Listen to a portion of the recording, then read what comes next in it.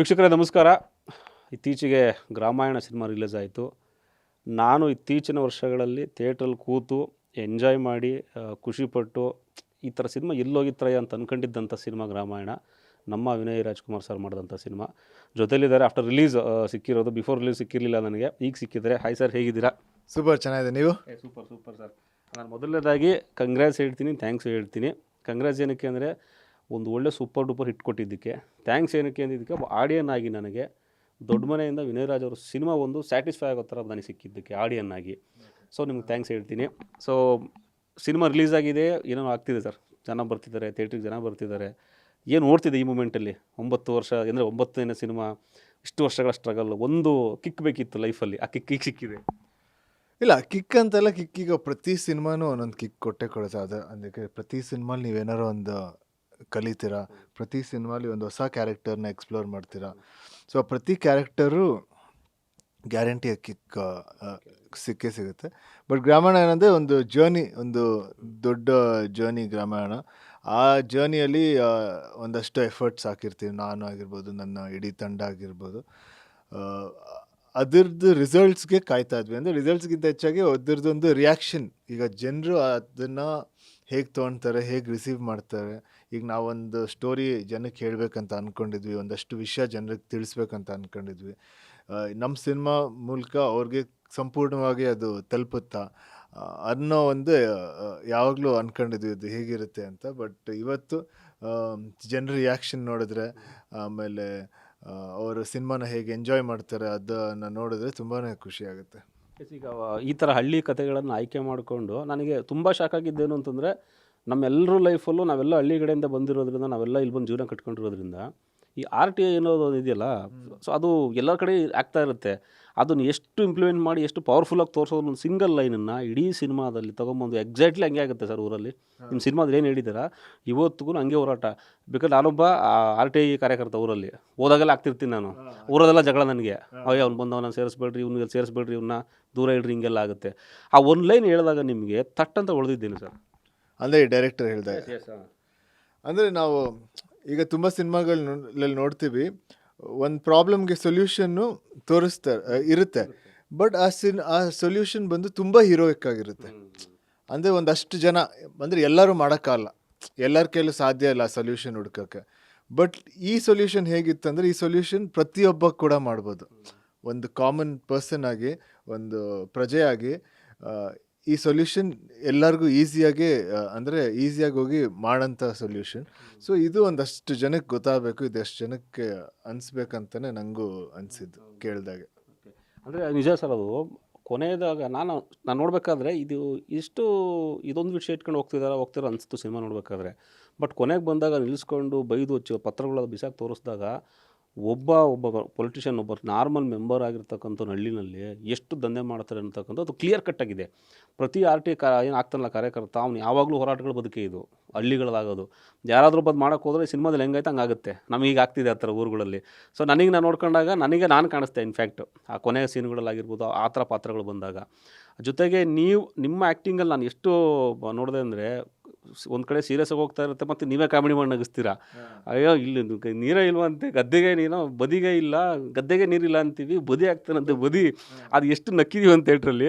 ಆ comedy sense of humour ನನಗೆ ಅನಿಸಿದ್ದು ಮೋಸ್ಟ್ಲಿ ನನಗೆ ಅವಾಗ ಅನ್ನಿಸ್ತಾರೆ. ಆ್ಯಕ್ಚುಲಿ ಅಣ್ಣವ್ರ ಸಿನಿಮಾಗಳಲ್ಲೂ ಕೂಡ ಹಂಗೆ ಅವರೇ ಏನೋ ಮಾತಾಡ್ಬೇಕಾದ್ರೆ ಕಾಮಿಡಿ ಆಗ್ಬಿಡ, ಅಯ್ಯೋ ಮಂಕದಿಣ್ಣೆ, ಅಯ್ಯೋ ಮಂಕಿ ಅನ್ನೋರು.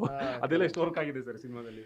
ಕರೆಕ್ಟ್. ಇದೆಲ್ಲ ಒಂದಷ್ಟು ಪಾಯಿಂಟ್ಸ್ಗಳು ನಮ್ಮ ಡೈರೆಕ್ಟರ್ದೆ. ಅಂದರೆ ಅವ್ರ ಊರಲ್ಲಿ ಹುಟ್ಟು ಬೆಳೆದು ಇದನ್ನೆಲ್ಲ ಸುತ್ತಮುತ್ತ ನೋಡಿರೋದಲ್ಲ, ಸೊ ನೋಡಿ ಅವರು ಬರೆದಿರೋದು. ಸೊ ಅದರಿಂದ ಇದೆಲ್ಲ ಅವರ ಒಂದಷ್ಟು ಪಾಯಿಂಟ್ಸ್ಗಳು ಇದು ವರ್ಕ್ ಆಗುತ್ತೆ. ಈ ಲೈನ್ಗಳು ತುಂಬ ಇನ್ಸ್ಟೆಂಟಾಗಿ ಜನಕ್ಕೆ ಕನೆಕ್ಟ್ ಆಗುತ್ತೆ.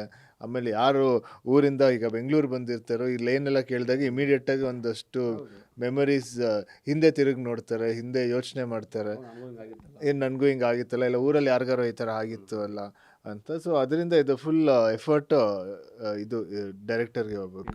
ಆಮೇಲೆ ಪೂರ್ತಿ ರಗಡಾಗಿ ಕಾಣಿಸಿದ್ದು ಸರ್ ನೀವು ನನಗೆ. ಒಂದು ವೇಳೆ ನೀವು ಅದನ್ನು ಸ್ವಲ್ಪ ಪಾಲಿಷ್ ಮಾಡಿ ನಿಮ್ಮ ಹೀರೋಯಿಸಮ್ ತೋರಿಸ್ಬೇಕು ಅಂತ ಇಟ್ಟಿದ್ದಿದ್ರೆ ಮೋಸ್ಟ್ಲಿ ಕ್ವಾಲಿಟಿ ಹೋಗ್ಬಿಡ್ತಿತ್ತೇನೋ, ಕಂಟೆಂಟ್ ಹೋಗಿ ಮಿಸ್ ಆಗಿಬಿಡ್ತಿತ್ತೇನೋ.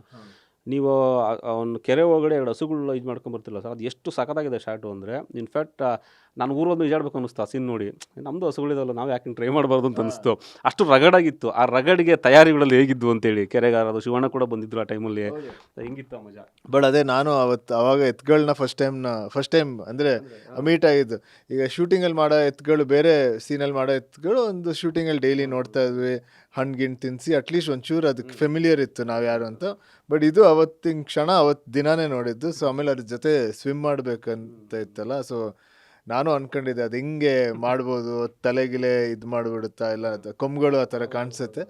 ಬಟ್ ಹಂಗೆ ಅನ್ಸುತ್ತೆ ಅವ್ರು ನೀರುಗಳು ಹೋದ ತಕ್ಷಣ, ಅವಾಗ ನಮ್ಮ ಡೈರೆಕ್ಟರ್ ಹೇಳಿದ್ರು ಸಾಧಾರಣವಾಗಿ ಎತ್ಗಳು ನೀರು ಒಳಗಡೆ ಹೋದ ತಕ್ಷಣ ಅದು ಬರೀ ಸ್ವಿಮ್ಮಿಂಗ್ ಮೇಲೆ ಕಾನ್ಸಂಟ್ರೇಟ್ ಮಾಡುತ್ತೆ, ಅದು ನಿಮ್ಮ ಮೇಲೆ ಇಲ್ಲ ಆ ಕಡೆ ಈ ಕಡೆ ಇವ್ರು ಹಿಂಗೆ ಮಾಡಬೇಕು ಅವ್ರು ಹಿಂಗೆ ಮಾಡಬೇಕು ಅದ್ರ ತಲೆಯಲ್ಲಿ ಯೋಚನೆನೇ ಇರಲ್ಲ, ಬರೀ ಅದು ಸ್ವಿಮ್ ಮಾಡ್ಕೊಂಡು ದಡ ಸೇರೋದು ಮಾತ್ರ ಯೋಚನೆ ಮಾಡ್ತಿರುತ್ತೆ ಅಂತ. ಸೊ ಅದೇ ರೀತಿ ನಾವು ಒಳಗಡೆ ಇಳಿದ ತಕ್ಷಣ ಎರಡು ಪಕ್ಕ ಈಜಕ್ಕೆ ಸ್ಟಾರ್ಟ್ ಮಾಡ್ತು, ನಾನು ಜೊತೆಗೆ ಈಜಕ್ಕೆ ಸ್ಟಾರ್ಟ್ ಮಾಡಿದೆ. ಅದೊಂಥರ ಆ ಫೀಲಿಂಗೇ ತುಂಬ ತುಂಬ ಚೆನ್ನಾಗಿದೆ. ಒಂಥರ ತುಂಬ ಖುಷಿ ಆಗುತ್ತೆ. ಎರಡು ಪ್ರಾಣಿಗಳ ಮಧ್ಯೆ ಅದು ಈಜೊಡಿಯೋಕ್ಕೆ ಒಂಥರ ತುಂಬ ಖುಷಿ ಕೊಡುತ್ತೆ. ಚೆನ್ನಾಗಿ ಶೂಟ್ ಮಾಡಿದ್ರು ಕೂಡ. ಇನ್ಫ್ಯಾಕ್ಟ್ ಅದು ತೋರ್ಸೋದು ಮಜಾ ಇರುತ್ತಲ್ಲ ಸರ್, ನಾವೆಲ್ಲ ಮಾಡಿರ್ತೀವಿ, ಅದನ್ನ ತೋರ್ಸೋದು ಆ್ಯಂಗಲ್ ಇಟ್ಟು ತೋರ್ಸೋದು ಆ ಮಜಾ. ಆಮೇಲೆ ನಮಗೂ ಹೇಳೋಕ್ಕಾಗಲ್ಲ. ಈಗ ಆ ಎತ್ತು ಒಂದು ಕಡೆ ಈ ಕಡೆ ಹೋಗ್ಬೋದು, ಆ ಕಡೆ ಹೋಗ್ಬೇಕು, ಇಲ್ಲ ಸ್ಟ್ರೇಟ್, ಅದಕ್ಕೂ ಹೇಳೋಕ್ಕಾಗಲ್ಲ ನಾವು ಸ್ಟ್ರೇಟಾಗೇ ಬರಬೇಕು, ನನ್ನ ಸ್ಪೀಡಲ್ಲೇ ಬರಬೇಕು ಅಂತ. ಬಟ್ ಅದೇನೋ ಅದಾಗದೆ ಆ ಸೀನ್ಗೆ ಕ್ಲೀನಾಗಿ ಎರಡು ತುಂಬ ಚೆನ್ನಾಗಿ ಬಂತು. ತುಂಬ ಶಿವಣ್ಣ ಏನೋ ನಿಮ್ಗೆ ಹೇಳ್ತಿದ್ದು ಸಖತ್ ವೈರಲ್ ಆಗ್ತಿದೆ ಈಗ ನೆನ್ನೆ ಮೊನ್ನೆಯಿಂದ. ಅಲ್ಲಿ ಏನು ಹೇಳ್ತಾ ಇದ್ರು ಅಂತ ಗೊತ್ತಿಲ್ಲ. ಇಲ್ಲ, ಅವ್ರ ಶಾರ್ಟ್ಗಳು ನೋಡಿ ಅವ್ರು ತುಂಬ ಖುಷಿ ಪಡ್ತಾ ಇದ್ರು. ಈ ಥರ ಎತ್ತಿಂದ ಸ್ವಿಮ್ ಶಾಟ್ ನೋಡಿ ತುಂಬ ಖುಷಿ ಪಡ್ತದೆ. ಆಮೇಲೆ ಮೋಸ್ಟ್ಲಿ ಇದು ಹೇಳ್ತಿದ್ರು ಅನ್ಸುತ್ತೆ, ಆ ಸ್ಟ್ರೋಕ್ ಅದು ಹಿಂಗೆ ಕ್ಲೀನಾಗಿ ಇದು ಬರೋದು. ಸೊ ಅದನ್ನು ಒಂದಷ್ಟು ಎಕ್ಸ್ಪ್ಲೇನ್ ಮಾಡ್ತಾ ಇದ್ರು. ಸೊ ತುಂಬ ಚೆನ್ನಾಗಿತ್ತು ಅದು. ನಮಗೆ ನೀವೇ ಒಂದು ಮಾಸ್ ಎಲಿಮೆಂಟ್ ಸಿನಿಮಾದಲ್ಲಿ, ನಿಮ್ಮ ಪಕ್ಕದಲ್ಲಿ ಇನ್ನೊಂದು ಲೂಸ್ ಮಾದವ್ರು ಇದ್ದರು, ಅದು ಇನ್ನೊಂಥರ ಮಜಾ ಸಿಕ್ತು. ಆಮೇಲೆ ಎಲ್ಲೂ ಕೂಡ ನನಗೆ ಅನಿಸಿದ್ದು, ಒಬ್ಬ ಗೆಳೆಯ ಮಾಡ್ತಿದ್ದಾನೆ ಸಿನಿಮಾ ಅಂತಂದಾಗ ನಿಂತ್ಕೊಂಡು ಮಾಡೋದಿದೆಯಲ್ಲ, ಅದು ನಿಜಕ್ಕೂ ಖುಷಿನೇ ಕೊಟ್ಟಿದೆ. ನಾನು ಇರಪ್ಪ ನನಗೆಲ್ಲ ಅಂದಿಲ್ಲ, ಬಂದು ನಿಂತಿದ್ದಾರೆ ಮಾಡಿದ್ದಾರೆ. ಆಮೇಲೆ ಇನ್ನೊಂದು ನಂಗೆ ಭಾಳ ಖುಷಿಯಾಗಿದ್ದು ಫೈಟ್ಗಳು ಸೀನು ಸರ್. ಹೊಡೆದ್ರೆ 3-4 ಜನ ಹಾರ್ಕೊಂಡು ಹೋಗೋ ಸೀನೆಲ್ಲ ಏನಿಲ್ಲ, ಬಿದ್ದು ಒದ್ದಾಡೋ ಸೀನುಗಳೇ ಬೇಕಿದ್ದಿದ್ದು. ತುಂಬ ವರ್ಷಗಳಾಗೋಗಿತ್ತು ನೋಡಿ, 2000 ಟೈಮಲ್ಲಿ ಆ ಥರ ಬರ್ತಿದ್ವಿ. ಇತ್ತೀಚೆಗೆಲ್ಲ ಹೊಡೆದ್ರೆ ಸುಮಗಳು ಆರೋ ಫೈಟ್ಗಳೇ. ಬಟ್ ತುಂಬ ನೀಟಾಗಿ ನಾವು ಊರುಗಳಲ್ಲಿ ಚಿಕ್ಕ ವಯಸ್ಸಿದ್ದಾಗ ಹೆಂಗೆ ಕಿತ್ತಾಡ್ತಿದ್ವೋ, ಅಥವಾ ಈಗ ಹೋದಾಗ ಹೆಂಗೆ ಕಿತ್ತಾಡ್ತೀವೋ ಹಂಗೆ ಬಿದ್ದು ಎದ್ದು ಹೋದಂಥ ಫೈಟ್ಗಳು. ಆ ಫೈಟ್ ಮಜಾ ಹೆಂಗಿತ್ತು ಸರ್. ಅದೇ ಯೋಗಿಯವ್ರ ಬಗ್ಗೆ ಹೇಳ್ಬೇಕಂದ್ರೂ ಆ್ಯಕ್ಚುಲಿ ಯೋಗಿಯವ್ರಿಗೆ ಈ ಸಿನಿಮಾ ನನಗಿಂತ ಮುಂಚೆಯಿಂದನೂ ಗೊತ್ತು. ಗ್ರಾಮಾಯಣ ಆ್ಯಕ್ಚುಲಿ ಈ ಗ್ರಾಮಾಯಣ ಟೈಟಲ್ ಕೂಡ ಅವ್ರ ಹತ್ರನೇ ಇತ್ತು. ಸೊ ಅವ್ರ ಡ್ಯಾಡ್ ನಾವು ಮಾಡಬೇಕಂದ್ರೆ ಅವರೇ ಬರೆದು ಕೊಟ್ಟಿದ್ದು. ಸೊ ಅವ್ರಿಗೆ ಮೊದಲಿಂದನೂ ಯೋಗಿಯವ್ರಿಗೆ ಈ ಸ್ಕ್ರಿಪ್ಟ್ ಕಂಡ್ರೆ ತುಂಬ ಇಷ್ಟ ಆಯಿತು. ಸೊ ಅದರಿಂದ ಅವರು ಆಯಿತು ನಾನು ಮಾಡ್ತೀನಿ ಇದು ಒಂದು ರೋಲ್ ಅಂತ ಒಪ್ಕೊಂಡು ಮಾಡಿದ್ದು. ಆಮೇಲೆ ತುಂಬ ಸಖತ್ ಸಪೋರ್ಟಿವ್ ಕೋಸ್ಟಾರ್ ಅವರು. ನನಗೂ ಮೊದಲಿಂದನೇ ತುಂಬ ಚೆನ್ನಾಗಿ ಗೊತ್ತು. ಸೊ ಅವ್ರ ಜೊತೆ ಆ್ಯಕ್ಟ್ ಮಾಡೋಕ್ಕೆಲ್ಲ ತುಂಬ ಚೆನ್ನಾಗಿತ್ತು. ಸಖತ್ ಒಳ್ಳೆ ಗೈಡ್ ಮಾಡ್ತಾಯಿದ್ರು. ಒಂದಷ್ಟು ಚಿಕ್ಕ ಅವ್ರ ಎಕ್ಸ್ಪೀರಿಯನ್ಸ್ದು ಒಂದಷ್ಟು ಪಾಯಿಂಟ್ಸ್ಗಳು ಕೂಡ ಹೇಳ್ತಾ ಇದ್ದು. ಸೊ ಚೆನ್ನಾಗಿತ್ತು. ಆಮೇಲೆ ಇನ್ನೊಂದು ಏನು ಕ್ವೆಶ್ಚನ್ ಕೇಳಿದ್ದು ಅದ್ರ ಜೊತೆ ಫೈಟ್ ಅದೇ ಇದರಲ್ಲಿ ಜಾಸ್ತಿ ಇದರಲ್ಲಿ ಚೇತನ್ ಡಿಸೋಸ್ ಅವರು, ಅರ್ಜುನ್ ಮಾಸ್ಟರು, ಆಮೇಲೆ ನಮ್ಮ ಡಿಫ್ರೆಂಟ್ ಡ್ಯಾನಿ ಅವರು 3 ಜನ ಫೈಟ್ ಕೊರಿಯೋಗ್ರಾಫ್ ಮಾಡಿದ್ದಾರೆ. ಸೊ ಇದರಲ್ಲಿ ಜಾಸ್ತಿ ಏನಂದರೆ ಆ ಪುಷ್ಷು ಪುಲ್ಲು, ಆಮೇಲೆ ಉರುಳೋದು, ಕಿತ್ತಾಡೋದು. ಸೊ ಅದು ಫುಲ್ ಸ್ಟೈಲಿಶ್ ಇಲ್ಲ, ಅಂದರೆ ಆ ಕ್ಷಣಲ್ಲಿ ಏನು ಅಂದರೆ ಫುಲ್ ಕೊರಿಯೋಗ್ರಾಫು ಮಾಡೋಕ್ಕಾಗಲ್ಲ. ಅದಾಗದೇ ಒಂದೊಂದ್ಸಲಿ ಫೈಟ್ ಚೇಂಜ್ ಮಾಡುತ್ತೆ. ಅಂದರೆ ಒಂದು ಬೇಸಿಕ್ ಮೂಮೆಂಟ್ ಮಾತ್ರ ಹೇಳ್ತಾರೆ, ಇಲ್ಲಿಂದ ಅಲ್ಲಿ ಹೋಗಬೇಕು, ಅಲ್ಲಿ ಎಂಡ್ ಆಗಬೇಕು, ಆ ಕಡೆಯಿಂದ ಇನ್ನೊಬ್ರು ಬರ್ತಾರೆ. ಸೊ ಅದರಲ್ಲಿ ನಾವು ಪಂಚ್ ಮಾಡ್ತೀವ, ಇಲ್ಲ ಕಿಕ್ ಮಾಡ್ತೀವ, ಇಲ್ಲ ಎಳಿತೀವ, ಅದು ಆ ಸ್ಪೇಸ್ ಹೆಂಗಾಗುತ್ತೆ ಅದ್ರ ಪ್ರಕಾರ ಮಾಡೋದು. ಸೊ ಅದನ್ನ ಫುಲ್ ಕೊರಿಯೋಗ್ರಫಿ ಏನಿಲ್ಲ, ಒಂದು ಹಾಫ್ ಕೊರಿಯೋಗ್ರಫಿ ಇರುತ್ತೆ, ಇನ್ನೊಂದು ಹಾಫ್ ಅದಾಗದೇ ಆ ಕ್ಷಣಕ್ಕೆ ಏನು ಅನಿಸುತ್ತೆ ಅದಾಗದೇ ಆಗುತ್ತೆ. ಸೊ ಆ ಫೈಟ್ಗಳು ಮಾಡೋಕ್ಕೂ ಒಂಥರ ಚೆನ್ನಾಗಿತ್ತು. ಅದಕ್ಕೆ ಮೋಸ್ಟ್ಲಿ ಅದಷ್ಟು ನ್ಯಾಚುರಲ್ ಆಗಿ ಕಾಣಿಸೋದು. ಆಮೇಲೆ ಒಂದು ಫೈಟ್ ಸಿನಿಮಾ ಹತ್ರ ನಮಗೆ ಅಪ್ಪು ಸರ್ದು ಒಂದು ನೆನಪಾಯಿತು. ಜಾಕಿ ಸಿನಿಮಾದಲ್ಲಿ ಬೆಂಕಿ ಹೊಡೆದಾಡ ನಿನ್ನ ಲಾಸ್ಟಲ್ಲಿ ಇದೆಯಲ್ಲ, ಬೆಂಕಿ ಫೈಟ್. ಕರೆಕ್ಟ್ ಜಾಕಿ ಸಿನಿಮಾದಲ್ಲಿ ಹೌದು, ಅದೊಂದಷ್ಟು ಶಾರ್ಟ್ಸ್ ಆ ಥರ ಇದೆ. ಅದರಲ್ಲಿ ಸ್ವಲ್ಪ ಹೊರಗಡೆ ಮಾಡಿದ್ರು, ಇದು ಇನ್ನೂ ಮಸ್ತ್ ಇತ್ತು ಸರ್.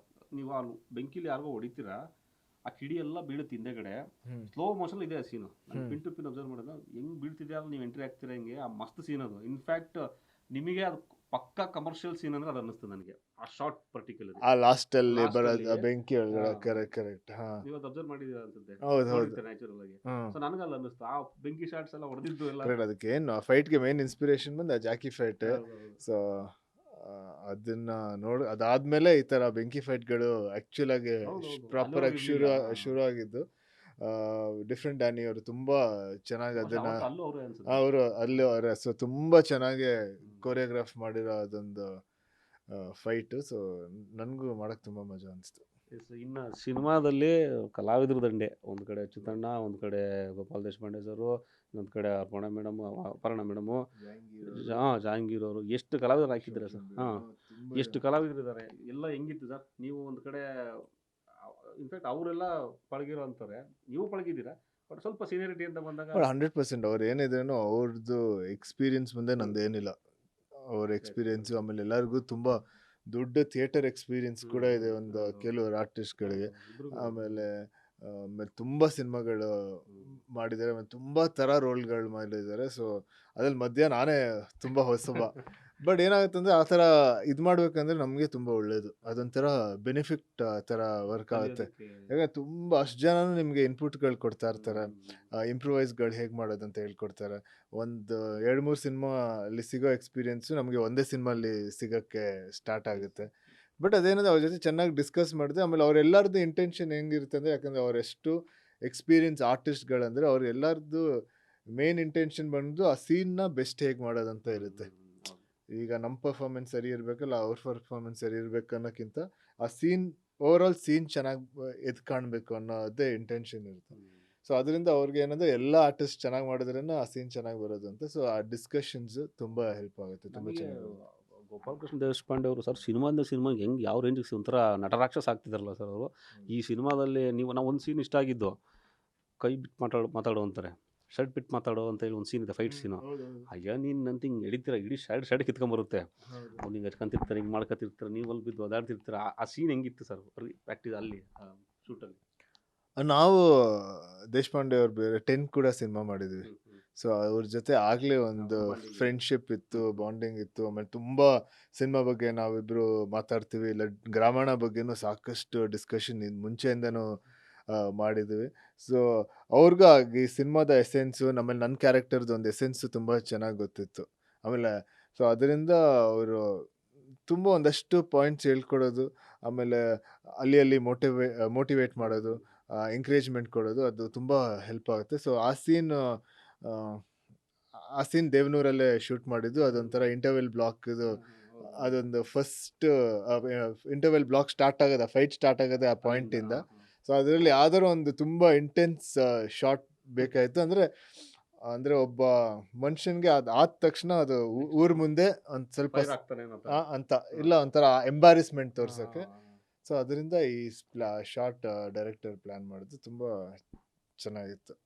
ಈಗ ನನಗೆ ಸಿನಿಮಾ ನೋಡೋಕ್ಕೆ ಥಿಯೇಟ್ರಿಗೆ ಬಂದಾಗ ಸಿಂಪಲ್ ಸುನಿಯವರು ಒಂದು ಹಾಲ್ ಬುಕ್ ಮಾಡಿಬಿಟ್ಟಿದ್ರು. ಎಂಥ ಒಳ್ಳೆ ಬೆಳವಣಿಗೆ ಸರ್ ಇದು. ನಿಜವಾಗ್ಲೂ ಹೇಳ್ಬೇಕು ಅಂದರೆ ಅವ್ರದ್ದು ಏನು ಖುಷಿ ಮಾಡಿದ್ರೆ ಗೊತ್ತಿಲ್ಲ. ಒಬ್ಬ ಹೀರೋ ನಿಂತ್ಕೊಂಡಿದ್ದಾರೆ, ಅದು ದೊಡ್ಡ ಮನೆಯಿಂದ ಬರ್ತಾರೆ ಹುಡುಗ, ಏನಾದರೂ ಮಾಡೋಣ ಕಾಂಟ್ರಿಬ್ಯೂಷನ್ ನಮ್ಮ ಕಡೆಯಿಂದ ಆಗಿದ್ದು. ಒಂದು ಹಾಲ್ ಬುಕ್ ಮಾಡ್ಕೊಂತಾರೆ. ಇನ್ಫ್ಯಾಕ್ಟ್ ನಾವೆಲ್ಲ ಕುತ್ಕೊಂಡು ಜೊತೆ ನೋಡೋದು ಸಿಂಪಲ್ ಸುನೀಸ್ ನಾವೆಲ್ಲ. ನೀವು ಇದ್ದಾವ ಲಾಸ್ಟಿಗೆ ಬಂದ್ರಿ ನೀವು. ಸೊ ಅದು ಎಂಥ ಒಳ್ಳೆ ಬೆಳವಣಿಗೆ ಸರ್, ಒಬ್ಬ ಸ್ನೇಹಿತನಾಗಿ, ಅಣ್ಣನಾಗಿ, ತಮ್ಮನಾಗಿ, ಆ ರೀತಿ. ಈಗ ಸುನೀಸ್ ಅವ್ರ ಜೊತೆ ನಾನು ಒಂದು ಸಲ ಪ್ರೇಮ ಕಥೆ ಮಾಡಿದ್ದೀನಿ. ಆಮೇಲೆ ಅವರು ಕೂಡ ಈ ಗ್ರಾಮೀಣ ಸ್ಕ್ರಿಪ್ಟ್ನ ಕಂಪ್ಲೀಟಾಗಿ ಓದಿದ್ದಾರೆ. ಅದು ಯಾವುದೇ ಇಂಟರ್ವ್ಯೂಲ್ಲಿ ಹೇಳ್ತಾ ಇದ್ರು ಅನ್ಸುತ್ತೆ. ಚಂದ್ರು ಅವ್ರು ಫಸ್ಟ್ ಅವ್ರ ಹತ್ರ ಹೋಗಿದ್ರು ಪ್ರೊಡಕ್ಷನ್ ಮಾಡೋಕ್ಕೆ ತುಂಬ ಮುಂಚೆ, ಹಿಂದೆಗಡೆ. ಬಟ್ ಅವ್ರು ಮಾಡಿರಲಿಲ್ಲ. ಅದನ್ನು ನೀನು ಫಸ್ಟ್ ಪಿಕ್ಚರ್ ಇದೇ ಮಾಡಬೇಕು ಅಂತ ಡೈರೆಕ್ಟರ್ಗೆ ಹೇಳಿದರು. ಸೊ ಅದಕ್ಕೆ ಮೋಸ್ಟ್ಲಿ ಅದು ತಲೆಯಲ್ಲಿತ್ತು ಅಂದ್ಬಿಟ್ಟು ಅದರಿಂದ ನಾನು ಬಂದು ಹೋಲ್ ಸ್ಕ್ರೀನ್ ನನ್ನ ಫ್ರೆಂಡ್ಸ್ನೆಲ್ಲ ಕರ್ಕೊಂಡೋಗಿ ತೋರಿಸ್ಬೇಕು ಈ ಸಿನಿಮಾ ಅಂತ ಬುಕ್ ಮಾಡಿದ್ದು. ತುಂಬಾ ಖುಷಿ ಆಗುತ್ತೆ ಅದು. ಇನ್ನೊಂದು ಥ್ಯಾಂಕ್ಸ್ ಏನಕ್ಕೆ ಅಂದರೆ ಸರ್, ಮತ್ತೆ ನಮಗೆ ಅಮ್ಮನ ತೋರಿಸಿದ್ದು ಸಿನಿಮಾದಲ್ಲಿ ಮೇಡಮ್ ಅವರು ಇವತ್ತು ನಮ್ಮ ಜೊತೆ ಇಲ್ಲ. ಅವ್ರ ವಾಯ್ಸ್ ಇವಾಗೂ ಮೆಟ್ರೋದಲ್ಲಿ ಓಡಾಡ್ತಿರುತ್ತೆ, ಹೋಗ್ಬೇಕಾದ್ರೆ ಇವತ್ತಿಗೂ ಅವ್ರ ವಾಯ್ಸೇ ಇದೆ ಮೆಟ್ರೋಗಳಲ್ಲಿ. ಅಗೇನ್ ಸಿನಿಮಾದಲ್ಲಿ ನೋಡಿದಾಗ ನನಗೆ ಮರ್ತೋಗ್ಬಿಟ್ಟಿದ್ದೆ ನಾನು, ಈ ಮೇಡಮಲ್ಲಿ ಇದ್ದಾರೆ ಅಂತ ಗೊತ್ತಿತ್ತು. ಬಟ್ ನೋಡಿದ ತಕ್ಷಣ ಮೇಡಮ್ ಇದ್ದಾರೆ ಅನ್ಕೊಂಡು, ಬಟ್ ಅವ್ರ ವಾಯ್ಸ್ ಇರಲಿಲ್ಲ, ಬೇರೆ ಯಾರು ಡಬ್ ಮಾಡಿರೋದು. ಎಷ್ಟು ಖುಷಿ ಇದೆ, ಮೇಡಮ್ ಇಲ್ಲದೇ ಇರೋದಕ್ಕೆ ಎಷ್ಟು ಬೇಜಾರಿದೆ.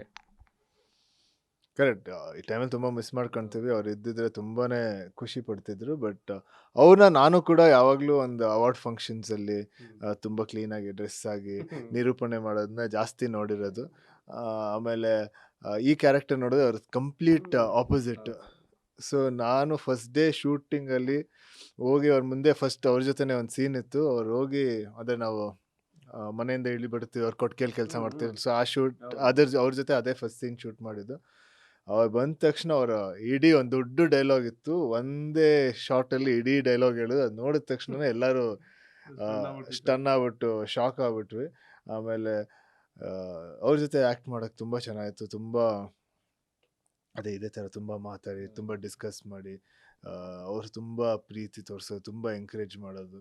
ಸೊ ತುಂಬ ಚೆನ್ನಾಗಿತ್ತು ಅವ್ರ ಜೊತೆ ಮಾಡೋಕ್ಕೆ. ಇನ್ನು ಸಿನಿಮಾದ ಇನ್ನೊಂದು ಪ್ಲಸ್ ಪಾಯಿಂಟ್ ಅಂದರೆ ಹೀರೋಯಿನ್ ಅವ್ರು ಮೇಘಾ ಶೆಟ್ಟಿ ಅವರು ಬರೀ ಮರ ಸುತ್ತೋ ಕಥೆ ಅಲ್ಲದೆ ಹೀರೋಯಿನ್ ಇರಬೇಕು ಅನ್ನೋ ಕಾರಣಕ್ಕೆ ಇಟ್ಕೊಳ್ಳೋದೆ. ಇಡೀ ಸಿನಿಮಾ ಸ್ಟಾರ್ಟ್ ಆದಾಗಿಂದ ಹೀರೋ ಜೊತೆ ಕ್ಯಾರಿ ಆಗುವಂಥ ಪಾತ್ರ ಅದು. ಆಡಿಯನ್ಸ್ಗೆ ತುಂಬ ಖುಷಿ ಕೊಟ್ಟಿದೆ ಈ ಕಾಂಬಿನೇಷನ್ನು ತಗೊಂಡೋಗಿದ್ದ ರೀತಿ. ಮತ್ತು ಅವರು ಕೂಡ ನಟನೆಯಲ್ಲಿ ಎಷ್ಟು ಮಾಗಿದ್ದಾರೆ, ಎಷ್ಟು ಆಳವಾಗಿ ಇಳಿದಿದ್ದಾರೆ ನಿಮ್ಮ ಜೊತೆಯಲ್ಲಿ, ಅವ್ರ ಹಾರ್ಡ್ ವರ್ಕ್ ಬಗ್ಗೆ. ಹೌದು. ಮೇಘ ಅವ್ರಿಗೂ ಈಗ ಅವರೊಂದು ಸೀರಿಯಲ್ ಮಾಡಿದ್ರು. ಅದರಲ್ಲೂ ಒಂದಷ್ಟು ತುಂಬ ಎಕ್ಸ್ಪೀರಿಯನ್ಸ್. ಈಗ ಸೀರಿಯಲಲ್ಲಿ ತುಂಬ ಹೆವಿ ಎಕ್ಸ್ಪೀರಿಯನ್ಸ್ ಆಗುತ್ತೆ ನಿಮಗೆ. ಸ್ಕ್ರಿಪ್ಟ್ ಆ ದಿನ ಸಿಗುತ್ತೆ. ಆ ಸ್ಕ್ರಿಪ್ಟ್ ಆ ದಿನ ಸಿಗ್ದು ಇಡೀ ಡೈಲಾಗ್ಸ್ ಕಲಿಯೋದಾಗ್ಬೋದು, ಆಮೇಲೆ ಕಾನ್ಸ್ಟೆಂಟಾಗಿ ಆ್ಯಕ್ಟಿಂಗ್ ಮಾಡೋದು ಒಂದು ಕಪಲ್ ಆಫ್ ಡೇಸ್ ಕಂಟಿನ್ಯೂಸ್ ಆಗಿರುತ್ತೆ. ಆ ಎಕ್ಸ್ಪೀರಿಯನ್ಸ್ ಇತ್ತು. ಆಮೇಲೆ ಅದಾದಮೇಲೆ ಒಂದು 4-5 ಸಿನಿಮಾ ಮಾಡಿದ್ರು. ಆದಮೇಲೆ ನಮ್ಮ ಗ್ರಾಮಾಯಣ ಮಾಡ್ತಿರೋದು. ಅವ್ರು ತುಂಬ ಎಕ್ಸ್ಪೀರಿಯನ್ಸ್, ತುಂಬ ಚೆನ್ನಾಗಿ ಆ್ಯಕ್ಟ್ ಮಾಡ್ತಾರೆ. ಆಮೇಲೆ ಅವರ ರೋಲ್ ಕೂಡ ಅಷ್ಟೇ ಚೆನ್ನಾಗಿ ಈ ಸಿನಿಮಾದಲ್ಲಿ ಬರುತ್ತೆ. ಅಂದರೆ ಕತೆ ಅವ್ರ ಜೊತೆನೂ ನಡೆಯುತ್ತೆ. ಅವ್ರದ್ದೊಂದು ಪಾಯಿಂಟ್ ಆಫ್ ವ್ಯೂನೂ ಇದೆ. ಸೊ ಅವರು ಕತೆನ ಡ್ರೈವ್ ಮಾಡ್ಕೊಂಡು ಹೋಗ್ತಾರೆ ಒಂದು ಸ್ವಲ್ಪ ಹೊತ್ತು. ಸೊ ಆಮೇಲೆ ಅದೇ ಪಿಕ್ಚರಲ್ಲಿ ಏನಂದರೆ ಎಲ್ಲ ಆರ್ಟಿಸ್ಟ್ ಇನ್ನೊಂದು ಆರ್ಟಿಸ್ಟ್ನ ತುಂಬ ಕಾಂಪ್ಲಿಮೆಂಟ್ ಮಾಡಿದ್ದಾರೆ. ಸೊ ಅದರಿಂದನೇ ನಿಮಗೆ ಪರ್ಫಾರ್ಮೆನ್ಸಸ್ಗಳು ಎಲ್ಲರದು ಅಷ್ಟು ಚೆನ್ನಾಗಿ ಬಂದಿದೆ. ಯಾಕಂದರೆ ಒಂದು ಆರ್ಟಿಸ್ಟ್ ಇನ್ನೊಂದು ಆರ್ಟಿಸ್ಟ್ಗೆ ಅಷ್ಟು ಚೆನ್ನಾಗಿ ಕಾಂಪ್ಲಿಮೆಂಟ್ ಮಾಡಿ ಅದು ಆ್ಯಕ್ಟಿಂಗ್ ಆ ಸೀನ್ಗಳಷ್ಟು ಚೆನ್ನಾಗಿ ಬಂದಿದೆ. ಅಂಥದ್ರಲ್ಲಿ ಮೇಘ ಅವ್ರು ಕೂಡ ತುಂಬ ಅವ್ರ ಎಫರ್ಟ್ಸ್ ಆಗಿರ್ಬೋದು, ಅವ್ರ ಆ್ಯಕ್ಟಿಂಗ್ ಆಗಿರ್ಬೋದು ತುಂಬ ಎದ್ದು ಕಾಣಿಸುತ್ತೆ. ಆಮೇಲೆ ನಮ್ಮಿಬ್ಬರ ಒಂದು ಲವ್ ಸ್ಟೋರಿ ಅದಕ್ಕೋಸ್ಕರ ತುಂಬ ಜನಕ್ಕೆ ಕನೆಕ್ಟ್ ಕೂಡ ಆಗಿದೆ. ಅಂದರೆ ಈ ವರ್ಷದ ಮೊದಲಾರ್ಧದಲ್ಲಿ ಸಿನಿಮಾಗಳು ಇದ್ದು ಕೂಡ ಥಿಯೇಟ್ರಿಗೆ ಜನ ಬರ್ತಾಯಿಲ್ಲ, ಒಂದು ಕೊರಗಿತ್ತು. ಸೊ ಗ್ರಾಮಾಯಣ ಅದನ್ನು ಹೊಡೆದಾಕಿ ಜನ ಥಿಯೇಟ್ರಿಗೆ ಕರೆಸೋಂಥ ಕಥೆಯನ್ನು ಕೊಟ್ಟಿದೆ. ಸೊ ಈ ಮೂಲಕ ಅರ್ಥ ಆಗಿದ್ದೇನು ಅಂತಂದರೆ, ಕತೆ ಚೆನ್ನಾಗಿದೆ, 100% ಜನ ಅಥವಾ ಪ್ರೇಕ್ಷಕರು ಥಿಯೇಟ್ರಿಗೆ ಬಂದೇ ಬರ್ತಾರೆ ಅಂತ. ಥಿಯೇಟ್ರಿಗೆ ಬಂದಿದ್ದಾರೆ, ಸಿನಿಮಾ ನೋಡ್ತಿದ್ದಾರೆ, ಗ್ರಾಮಾಯಣನ ಕಮರ್ಷಿಯಲ್ಲಾಗೂ ಗೆಲ್ಲಿಸ್ತಿದ್ದಾರೆ. ಸೊ ಎಷ್ಟು ಖುಷಿ ಇದೆ ಆಡಿಯನ್ಸ್ ಬಗ್ಗೆ, ಅಭಿಮಾನಿ ದೇವರುಗಳ ಬಗ್ಗೆ. ತುಂಬ ಖುಷಿ ಇದೆ. ಸೊ ಇವಾಗ ಅವರ ರಿಯಾಕ್ಷನ್ ಕೇಳಿದ್ರೆ ನಮಗೆ ಅರ್ಥ ಆಗುತ್ತೆ ನಮ್ಮ ಜನಕ್ಕೆ ಏನು ಇಷ್ಟಪಡ್ತಾರೆ. ಒಂದು ಒಳ್ಳೆ ಸಿನಿಮಾ ಕೊಟ್ಟಾಗ ಗ್ಯಾರಂಟಿ ಥಿಯೇಟರ್ಗೆ ಬರುತ್ತೆ. ಆಮೇಲೆ ಒಂದು ಸಿನಿಮಾ ಆದಮೇಲೆ ಒಂದಷ್ಟು ಮಿಸ್ಟೇಕ್ಸ್ಗಳು ಕೂಡ ಇರುತ್ತೆ. ಸೊ ಆ ಮಿಸ್ಟೇಕ್ಸ್ಗಳು ಕೂಡ ಹೇಳಿರ್ತಾರೆ. ಸೊ ಅವಾಗ ನಮಗೇನಂದರೆ ಈಗ ನೆಕ್ಸ್ಟ್ ಸಿನಿಮಾ ಮಾಡಿದಾಗ ಆ ಮಿಸ್ಟೇಕ್ಗಳನ್ನೂ ದಾಟಿ ಇನ್ನೂ ಒಂದು ಒಳ್ಳೆ ಸಿನಿಮಾ ಕೊಡಬೇಕು ಅನ್ನೋ ಒಂದು ರೆಸ್ಪಾನ್ಸಿಬಿಲಿಟಿ ಬರುತ್ತೆ. ಆಮೇಲೆ ಈ ಥರ ಒಂದು ಒಳ್ಳೆ ಸಿನಿಮಾ ಕೊಟ್ಟು ಇಷ್ಟು ಜನ ಬಂದಾಗ ನಮಗೂ ನೆಕ್ಸ್ಟ್ ಸಿನಿಮಾ ಮಾಡಿದಾಗ ಇನ್ನೂ ಖುಷಿ ಆಗುತ್ತೆ. ಇನ್ನೂ ಚೆನ್ನಾಗಿ ಮಾಡಬೇಕು, ಇನ್ನೂ ಬೆಟ್ರಾಗಿ ಬರಬೇಕು, ಆಮೇಲೆ ಅವರ ನಂಬಿಕೆ ಉಳಿಸ್ಕೊಳ್ಬೇಕು ಅಂತ. ಆಮೇಲೆ ಇಡೀ ಸಿನಿಮಾದಲ್ಲಿ ದೇವ್ರದ್ದು ಒಂದಷ್ಟು ವಿಚಾರಗಳಿದೆ. ಜಾತ್ರೆ ಬರೋದು, ಅದು ಪಲ್ಲಕ್ಕಿ ಎತ್ಕೊಳ್ಳೋದು, ನಿಂಬೆ ಹೊಡೆಯೋದು, ಭೂತರಾಯ ಬರೋದು, ಅದೆಲ್ಲ ಕುಣಿಯೋದು, ಇದೆಲ್ಲ ನಮ್ಮೂರು ನಡೆಯುತ್ತೆ ಸರ್. ನಾನು ನೋಡಿದ್ದೀನಿ. ನಾವು ಪ್ರತಿ ವರ್ಷ ಜಾತ್ರೆ ಮಾಡೋದ್ರಲ್ಲಿ ಮಾಡ್ತೀವಿ. ನಾನು ಪಕ್ಕದಲ್ಲಿ ಬೇರೆ ನಮ್ಮ ಚಾನಲ್ ಕೂತಾಗ ಹೇಳ್ತಿದ್ದೆ, ನಮ್ಮೂರಲ್ಲಿ ಆಗೋ ಜಾತ್ರೆ ಇದು ಅಂದರೆ ಕನೆಕ್ಟ್ ಆಗಿಬಿಟ್ರೆ ಸುಮಾರು ಜನ. ಈಗ ಎಲ್ಲಿ ಹಳ್ಳಿ ಕಡೆ ಓಡ್ತಿದೆಯಲ್ಲ, ಆ ಜಾತ್ರೆಗಳು ಅಷ್ಟು ಕನೆಕ್ಟ್ ಆಗಿದೆ. ಮತ್ತು ರಿಯಾಲಿಟಿ ತೋರಿಸಿರೋದು, ಸಿನಿಮ್ಯಾಟಿಕ್ಕಾಗಿ ಏನೋ ಮಾಡಿಬಿಟ್ಟಿದ್ರೆ ಮಿಸ್ ಆಗ್ತಿತ್ತೇನೋ ಗೊತ್ತಿಲ್ಲ ನನಗೆ. ಬಟ್ ಇದ್ದಂಗೆ ಆ ಭೂತರಾಯ ಬರೋದು, ಕುಣಿಯೋದು, ಅದು ಕರ್ಕೊಂಡೋಗಿ ಆಚೆ ಬಿಡೋದು ಎಲ್ಲ ನಾವು ಮಾಡ್ತಿದ್ವಿ ಊರಲ್ಲಿ. ಈಗ ಸಿನಿಮಾ ತೋರಿಸೋದು ಭಾಳ ಖುಷಿ ಆಯ್ತು ನನಗೆ. ಹೌದು, ಅದಕ್ಕೆ ನೀವು ನೋಡಿದ್ರೆ ಆ ಜಾತ್ರೆ ಸಾಂಗ್, ನೀವು ಫಸ್ಟ್ ಆ ಜಾತ್ರೆ ಸಾಂಗ್ ಪಿಕ್ಚರೈಸೇಷನ್ ನೋಡಿದ್ರೆ, ಅದರಲ್ಲಿರೋ ಒಂದು ಡ್ಯಾನ್ಸ್ ಸೀಕ್ವೆನ್ಸ್ಗಳು ನೋಡಿದ್ರೆ, ಅದು ನೀವು ಜಾತ್ರೆ ಮಧ್ಯದಲ್ಲಿ ಇದ್ದಂಗೆ ಅನ್ಸುತ್ತೆ ನಿಮಗೆ. ಅದೊಂದು ಕೋರಿಯೋಗ್ರಾಫ್ಡ್, ಆ್ಯಕ್ಚುಲಿ ನಮ್ಮ ಧನು ಮಾಸ್ಟರ್ ಅಂತ ಕೋರಿಯೋಗ್ರಾಫ್ ಮಾಡಿರೋದು ಸಾಂಗು. ಪಿನಾಕ ಡೈರೆಕ್ಟರ್.